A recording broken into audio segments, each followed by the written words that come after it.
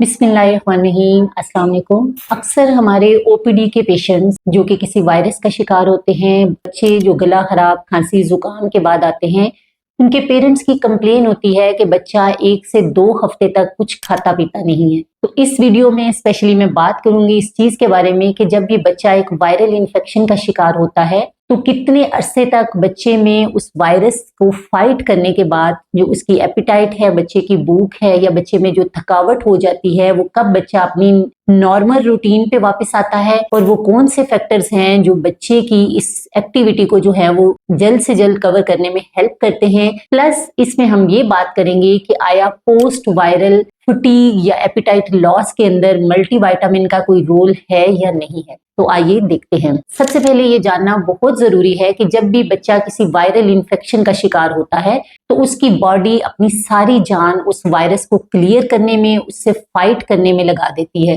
तो जितनी energy body के अंदर होती है वो एकदम से बॉडी की रैपिडली कंज्यूम होती है, क्योंकि बॉडी एक डिफेंसिव रोल के अंदर होती है। अब जब बच्चा और इस वायरस को क्लियर होने में भी एटलीस्ट 3 डेज से लेके 1 वीक लग जाता है। इस दौरान जब बच्चा अपना पूरा पोटेंशियल यूज कर रहा है और बच्चे की एपिटाइट भी लॉस होती है, जिसमें बच्चा बाहर से भी अपनी कैलोरीज या अपनी न्यूट्रिशन को पूरी तरह नहीं ले रहा होता, तो वो बच्चा अपनी बॉडी स्टोर्स को डिप्लीट करने के साथ साथ एक थकावट वाली, एक फटीग वाली स्टेट में गया हुआ होता है। ऐसी सिचुएशन में बॉडी को जब अपनी नॉर्मल सूरत हाल में आना होता है, उसको कम से कम 1 से 2 हफ्ते लग जाते हैं। इसके अंदर वो कौन से इंपॉर्टेंट फैक्टर है जो बच्चे की इस एनर्जी को और इस एपिटाइट लॉस को जो है वो वापस करने में हेल्प करते हैं। तो उसमें सबसे पहली चीज है बच्चे की खुराक और उसका पानी।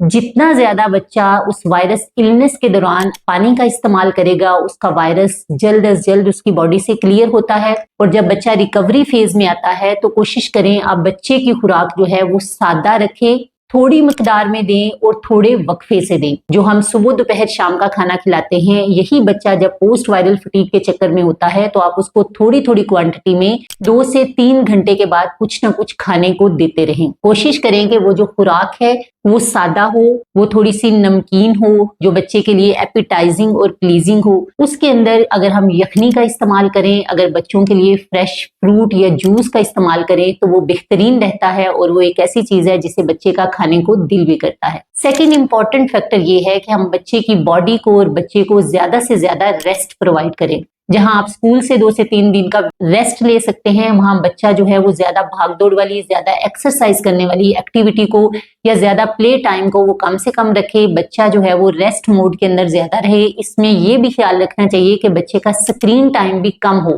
फैमिली टाइम स्पेंड करे, बच्चा जो है वो रेस्ट मोड में रहे, बच्चा खाता पीता रहे और अपनी खुराक का बेहतरीन ख्याल रखे। थर्ड इंपॉर्टेंट चीज ये है कि बच्चे की नींद पूरी होनी चाहिए। इस रिकवरी फेज के अंदर अगर बच्चा अपनी नींद ठीक लेता है, रात की नींद 8 से 10 घंटे तक अगर पूरी हो रही है तो बच्चे की रिकवरी जो है वो काफी क्विक और रैपिड हो जाती है। इस फेज के अंदर जब बॉडी एक डिफेंसिव रोल के अंदर थी तो आया हमारी बॉडी मल्टीविटामिन डेफिशिएंट हुई है? तो इसका आंसर ये है कि नहीं। तो इसलिए ऐसे बच्चों को मल्टीविटामिन का या फिर एपिटाइजर का या फिर आप कहते हैं कि कुछ भूख लगने वाले सिरप हमें रिकमेंड किए जाए तो उनका कोई खास रोल नहीं होता। अगर रोल है तो वो अच्छी खुराक का है, वो अच्छी नींद का है और बच्चे की बॉडी को ढेर सारे रेस्ट की जरूरत होती है। इसके अलावा मल्टीविटामिन बच्चे की भूख को या उसकी थकावट को कम करने में कोई खास रोल प्ले नहीं करते। Thank you.